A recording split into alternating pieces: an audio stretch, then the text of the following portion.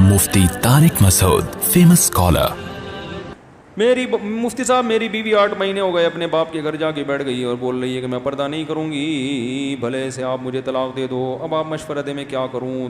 पर्दा तो अल्लाह ने फ़र्ज़ किया। पहले पर्दा करती थी जब शादी हुई थी, उस वक्त आपने कहा था मुझे पर्देदार लड़की चाहिए, हैं भाई? अगर पहले पर्दा करती थी, इसी बेस पे शादी हुई, अब नहीं कर रही, तो आपका हक़ बनता है कि आप उस पर क्या करें? सख्ती। अगर पहले पर्दा नहीं करती थी, आपने एज़ इट इज़ उसको कबूल किया, इसका मतलब आप भी मेंटली तौर पर रेडी थे, वो भी जहन में था कि मुझसे पर्दा नहीं करवाएगा। अब आप गन पॉइंट पे पर्दा करवाएंगे तो ये काम आगे चलेगा नहीं। समझते वो क्या है कि भाई जब तुमने पर्दा करवाना था तो पर्दे वाली ले आते ना। नहीं आ रही समझ में तो रहने दो। जब इतने नेक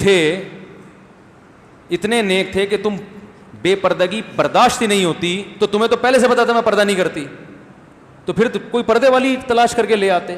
उस वक्त तो इश्क चढ़ा हुआ था, यही चाहिए, चाहे पर्दा करे या ना करे। अब जब अपने कब्जे में आ गई तो पर्दा क्यों नहीं कर रही भाई? है बात आ रही है समझ में? अब जब बेगम अपने कब्जे में आ गई, होम डिलीवरी हो गई सही है ना? अब्बा घर पहुंचा के चले गए बाकायदा। होम डिलीवरी के बाद जब मुकम्मल कब्जा हो गया, अब आपको एतराज़ हो रहा है पर्दा क्यों नहीं करती? तो वो बोले कि भाई ये एतराज़ पहले होता ना। तो अगर पहले एतराज़ नहीं हुआ तो अब आप ज़बरदस्ती नहीं कर सकते। हाँ, मोहब्बत से ज़रूर समझाएं, बयानात सुन, खुद ना समझाएं। बीवी की आदत होती है जो चीज़ खुद समझाओगे उसका उलट चलेगी, वो लाजमी। उसको कहीं शैतान ने ये दिमाग में डाल दिया होता है कि मेरा मियाँ कभी भी सही बात नहीं करेगा। उसको आप ये बोलो कि तुम बेगम मुझे ये सर पे 1 मिनट के लिए भी दुपट्टा बर्दाश्त बोलो नहीं है, हम कोई मौलवी खानदान के लोग हैं। इस तरह से बोलोगे ना तो मोटी मोटी चादरें सर पे डालना शुरू कर देगी आपको तपाने के लिए। ठीक है? आप बोल रहे हो कि यार इनको मुफ्ती साहब को हमारे घर का पता कैसे चल गया? ये सब बातें तो बिल्कुल सही कर रहे हैं। तो ये होता है, जो बोलोगे उल्टा चलेगी। औरत तो मियाँ को मानती कहाँ है? वो कहे कि तू कौन है, तेरी औकात क्या है? तो वो नेक वेक आदमी घर से बाहर होता है मेरे भाई, घर में कोई नेक नहीं होते, सब घर के बाहर की बातें हैं। मैं बहुत अच्छा, बहुत जिंदा। बाकी औरत वो टेढ़े वाला किस्सा जो है ना, वो टेढ़े टेढ़े उड़ रहे थे, वो सोच लिया करें।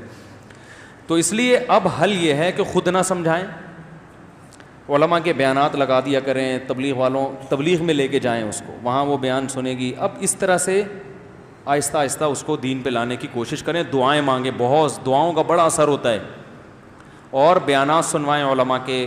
खुद बोलेंगे, जितना बोलेंगे उतना ही ज़िद में आएगी। वो बड़ी ज़िद पना चल रहा है आजकल मार्केट में। जितना समझाएंगे ना उतनी बेपर्दगी पर और मजबूत हो जाएगी, और एक वक्त आएगा कुफ्र बोलना शुरू कर देगी। फिर वो बोलेगी इस्लामी को नहीं मानती। ये मार्केट में हो रहा है ये। तो बड़े टेक्निकल तरीके से, सियासत से बिल्कुल छोड़ दें इस टॉपिक को। उलमा के बयानात किसी बुज़ुर्ग के पास ले जाया करें, उनके बयानात सुनवाएं। यह सबसे बेहतर रास्ता है ख़वातीन को इंसान बनाने के लिए। तबलीगी जमात में ले जाओ, 3-4 दिन जब देखेंगी ना सब बुरके में, इस्काफ में, अल्लाह रसूल की बातें, ऐसा सुकून मिलेगा, उसका दिल चाहेगा कि मैं भी।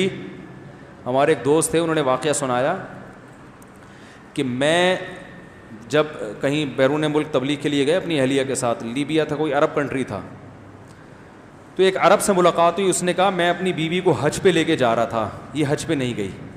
एक बापर्दा खातून मिली ना, फुल स्कार्फ में, फुल पर्दे में। तो अरब ने तारुफ करवाई, मेरी वाइफ है, एक दौर था मैं इसको हज पे लेके जा रहा था अपने खर्चे पे, ये हज पे नहीं गई कि वहाँ स्कार्फ लेना पड़ेगा। इतनी पर्दे से नफरत कि वहाँ क्या करना पड़ेगा? स्कार्फ। हज पे नहीं, हज तो फ्री की ऑफ़र आ रही है, कौन छोड़ता है? इतने दिनों के लिए भी स्कार्फ बर्दाश्त नहीं था। कह रहे तबलीग जमात वाले आए, उनमें ख़वातीन भी थीं। इसको मैंने वैसे ही बिठा दिया, मैंने कहा सलाम दुआ करके आ जाओ, और फंस गई। वो एक किसी ने प्रैंक बनाया इसी वो तबलीग वालों का ना, यहीं के कुछ लड़के हैं, उन्होंने प्रैंक बनाया है कि 1-2 तबलीग जमात गई किसी के घर में, तो कहा भाई मस्जिद में जमात आई हुई, आप आ जाएं। वो आपको पता है सब ड्रामे करते हैं। उसने कहा यार वो अभी तो मेरा मसला है, बाइक को पंचर लगवाना है। उन्होंने कहा, वो भी बड़े ढीठ थे, उन्होंने कहा चलो हम लगवाते हैं आपके साथ ना بائک میں ہوا بھروا, کسی نے بڑا مزاحیہ وہ بنایا ہے, بڑا اچھا نقشہ کھینچا ہے تبلیغ والوں کا. تو وہ تبلیغ والے تو چھوڑ کے آ جاتے ہیں کہ چلو جی جب فرصت ہو آ جانا. وہ تھے بڑے پکاؤ قسم کے, انہوں نے نہیں چھوڑا. انہوں نے کہا پنچر لگوانا ہے, چلو ہم بھی ساتھ چلتے ہیں, بائک نکالو. وہ دیکھ رہا ہے یار یہ کیا مصیبت. پنچر والے نے کہا ابھی تو آیا تھا, تو پھر آ گیا زندہ ہو کے, ہے نہیں. تو وہ ہوا بھروائی. پھر وہی جو بہانے کرتا رہا, میرے چچا کی طبیعت خراب ہے, تو چچا کے پاس لے گئے. چچا بالکل فٹ فاٹ تھے, تو ان کو بیمار باقاعدہ آرڈر پہ کروایا. تو پھر چچا سے کہا تبلیغ والوں نے آپ بھی چلیں, تو وہ نہیں تھے, ہو گئے بیمار نا. پہلے تو مان نہیں رہے تھے بیمار ہوں, جیسے ہی انہوں نے کہا مسجد میں جماعت آئی بھی, انہوں نے کہا بھائی میری تو طبیعت بہت زیادہ خراب. بالآخر اس کو لے گئے, وہ کسی طریقے سے نا گھسیٹ کے لے گئے. اب جب لے گئے تو چلہ لگوا دیا. چلے کے بعد اب یہ وہی کام کر رہا ہے جو دوسرے گھر.